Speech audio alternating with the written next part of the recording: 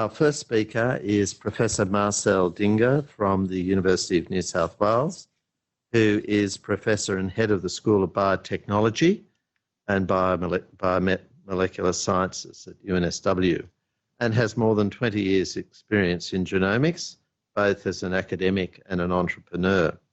Prior to his position at UNSW, he was the founding chief CEO of the Genome One, providing clinical whole genome sequencing services at the Garvan Institute, and head of the Kinghorn Centre for Clinical Genomics there. And in 2019, Professor Dinger was named in the Claravite Analytics highly cited researcher list from the Web of Science, recognised as a scientist who'd published a high number of papers ranked in the top 1% of their field. So we welcome you very much, Marcel, and look forward to your presentation.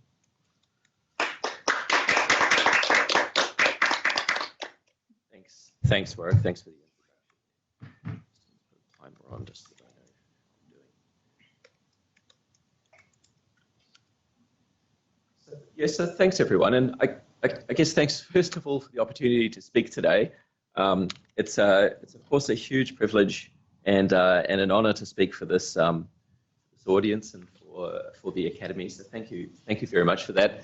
It's also very refreshing to we're the first time I've done a talk for a live audience since about February, albeit a very small and very socially distanced audience. It's still nevertheless a really refreshing event anyway. So thank you for that.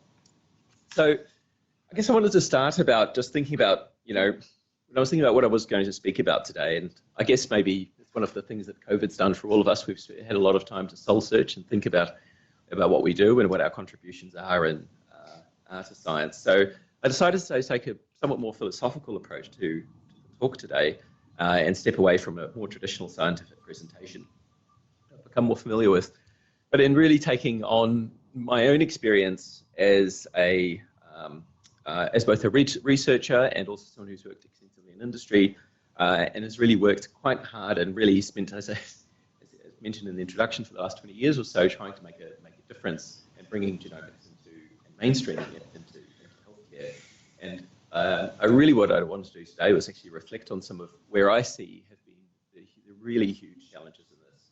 There is no question that the technologies that are available today for in precision medicine, as illustrated by Professor Cho this morning as well, they're boundless. There are so many vignettes out there of extraordinary stories of what technology can do for transforming healthcare for individuals.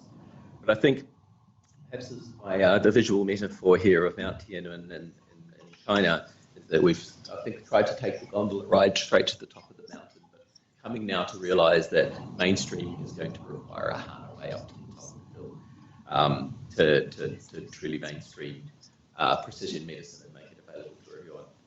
So I'm going to talk about today what I think is really one of the big challenges that we face in mainstreaming precision medicine. And I think some of the questions that we had following Professor Cho's talk illustrated that I think that's a shared concern in the community, and is how we can actually really take this forwards.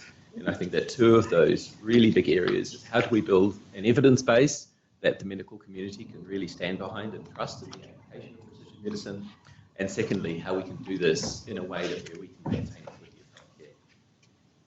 And it seems increasingly clear that much of the progress that's been made in precision healthcare seems to favour certain subsets of a community rather than the entire community, which is perhaps almost at odds of what we're really trying to achieve. So I'll move on to my next. Where's my slide clicker? Okay, so first of all, I'd like to just, I guess, maybe get us all onto the same page in terms of what precision medicine is and how it differs from traditional medicine. Because I think it's useful just to step back and just remember that. So in this illustration, a patient with cancer is treated based on a type of cancer that they have that are essentially the same therapy, but recognising that some will have positive effects, some have no effect, and some end up worse off.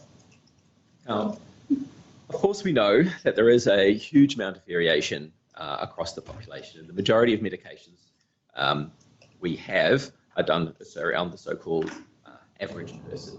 This is to comically perhaps illustrate the distinction between these, but this is a chap called Sultan Kozan, who's currently the tallest man in the world. I had to look this up this morning on the internet. He's 8'2", he's 37 years old, and the world's shortest female, who is GENOTYPE, who's 63 centimeters tall and 26 years old. Now, of course, if they went to a pharmacy and bought a packet of Panadol, they'd be essentially recommended to have the same dosage, 2 tablets a day, no more than 4 times a day. So, which obviously, intuitively we know that isn't right.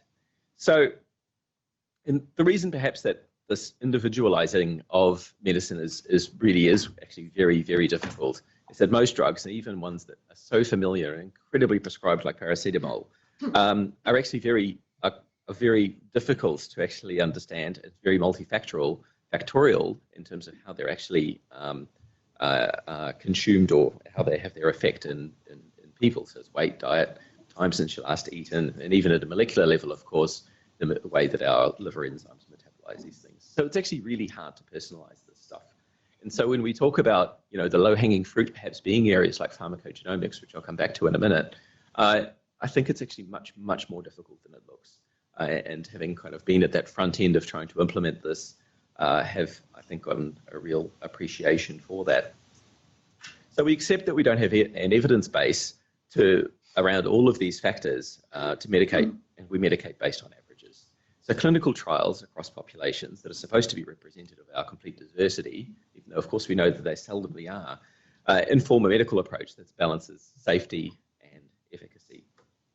What we're left with is obviously something that's better than nothing, of course. And I'm not trying to sound critical with this either, but a medical regime that's actually far from optimal, but ultimately doesn't do much to recognize the differences between individuals. And we see that this and these types of charts are very common, where we see the real effect doesn't really take much account of the bell curve of such. And I guess personalized medicine is really what we're trying to do, is address everybody in a bell curve, which is incredibly, which is a huge challenge to achieve. So the brave new world of precision medicine is really around using molecular markers. Of course, we have this technology now where we can really create very detailed molecular profiles of individuals using this raft of technologies and be able to very individually prescribe medications, to do the mantra of precision medicine of the right patient, the right drug, the right dose, the right time, and all that good stuff, using all of this vast sophistication of molecular information that we now have at our disposal, ranging from genomics to the microbiome, metabolome, and so on. And all the technologies that we have for measuring all of these different things. So hugely complicated. Just really want to briefly touch, and this was again also mentioned by Professor Cho, is the huge success that we have seen in cancer treatment. And perhaps the iconic example that's often given, of course, is Herceptin, where the power of patient selection really demonstrated that precision medicine can really work.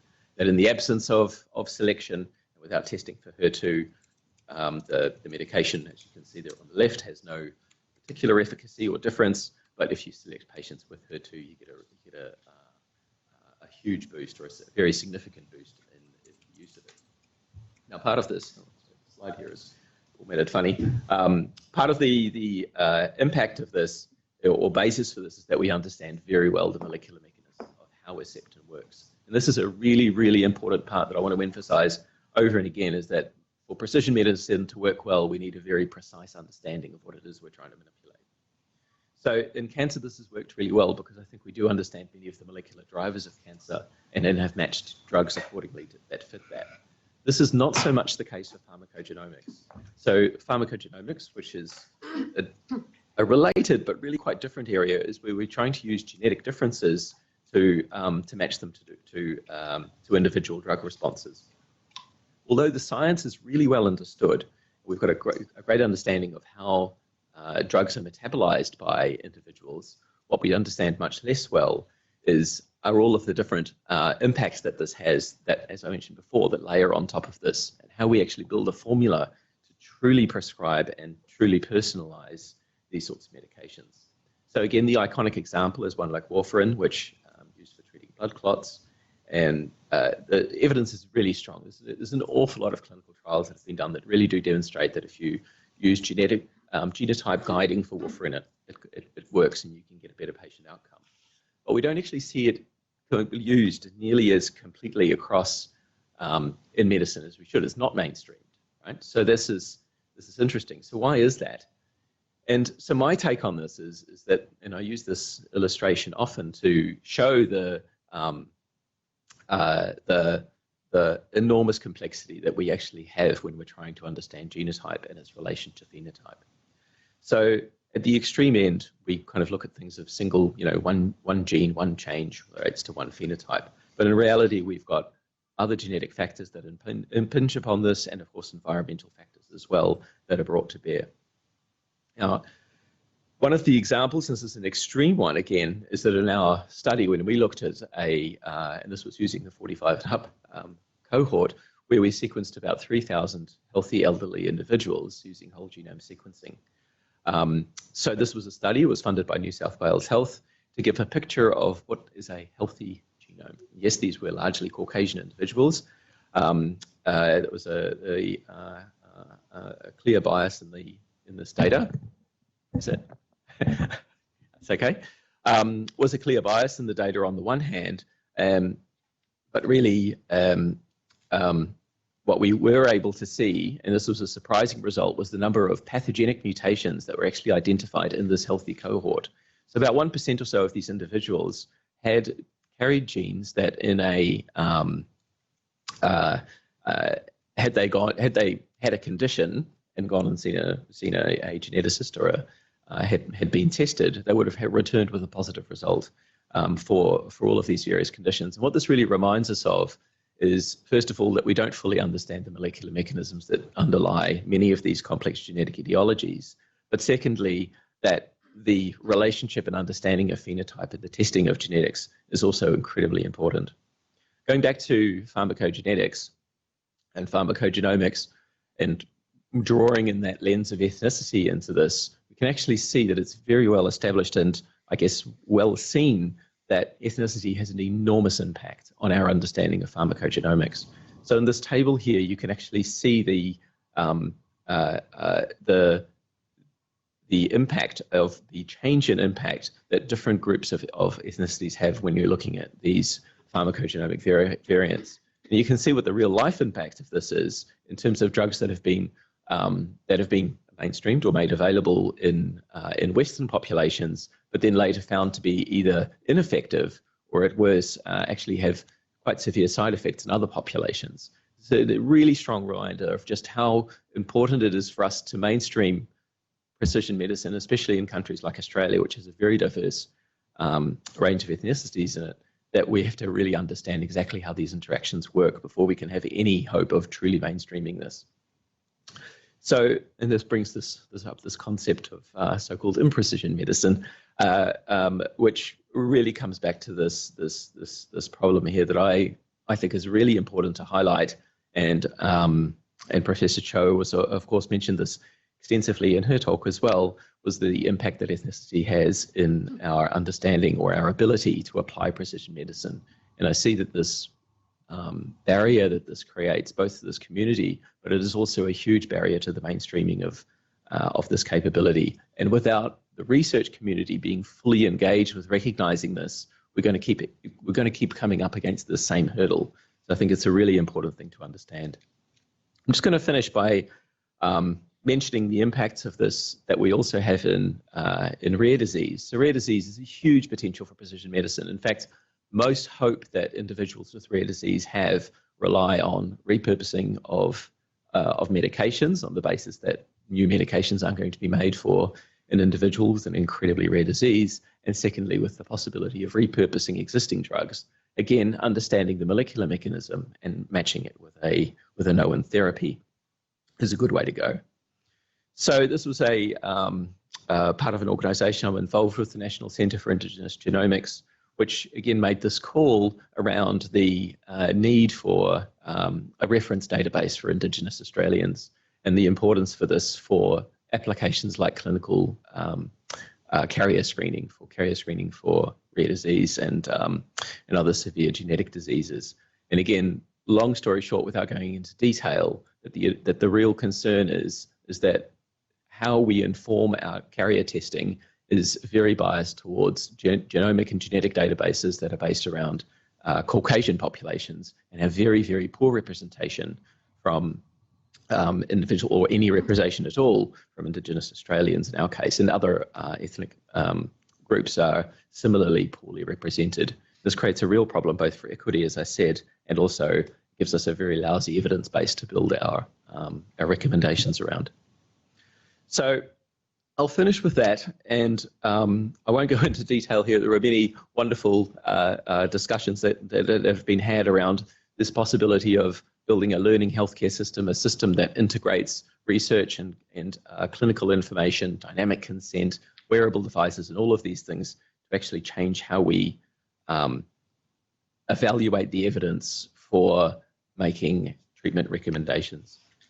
And I'll finish with this slide, which is really just one to, perhaps most of all, perhaps stimulate some discussion, is to think about that first of all, again, highlights that, that's me, that precision medicine does have enormous potential to transform healthcare.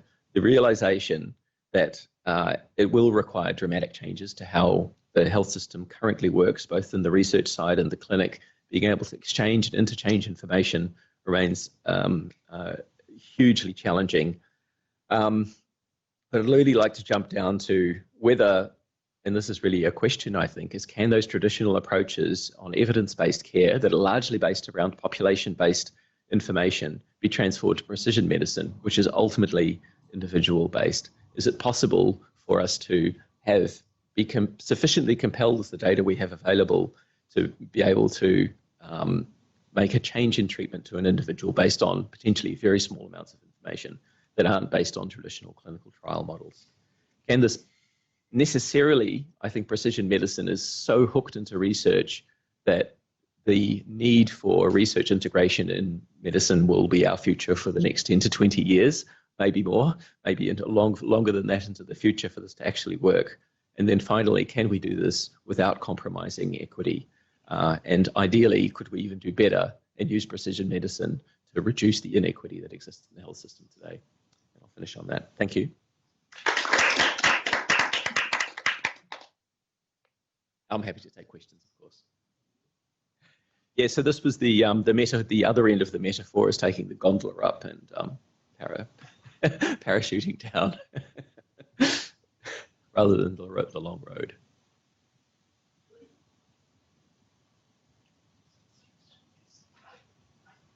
So before we move to our next speaker, we do have an opportunity for one or two questions. I think the question around pharmacogenomics is interesting, and there are examples in infectious disease as well, as where a number of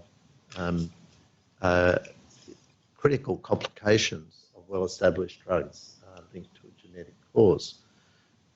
One of the issues in a kind of hospital-based care is how you relate the pharmacy service to the genetic service, the genomic service.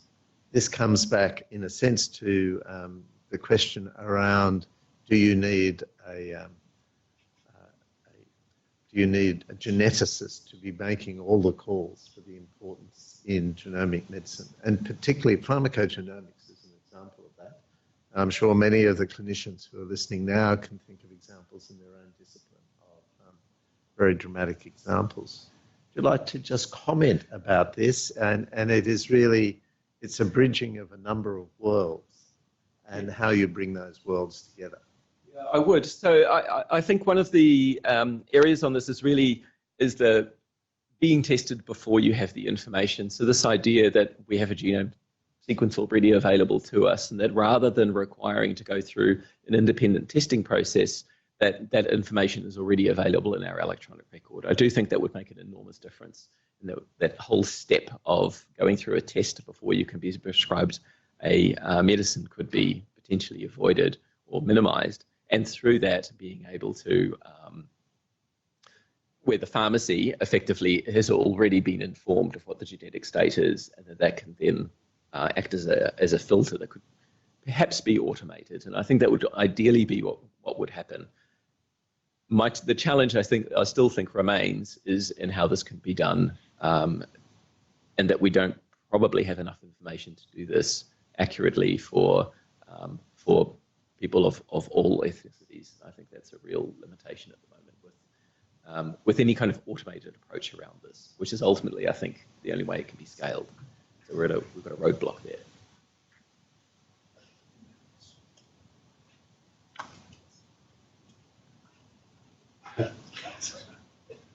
So what's on the horizon for ease and reduced cost of genomic sequencing? Where do you think we're going to go?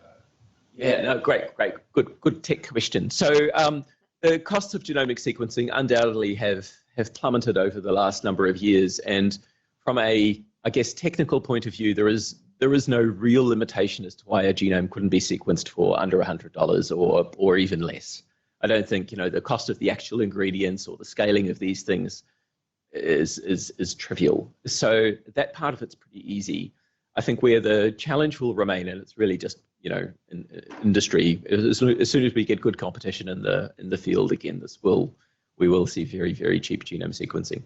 But the real challenge is in providing that individualized interpretation, and how much time an expert like a pathologist needs to actually look at this data before they can make a clinical recommendation based on it. And I think that still remains a huge challenge. Okay, thanks for that. Thank you.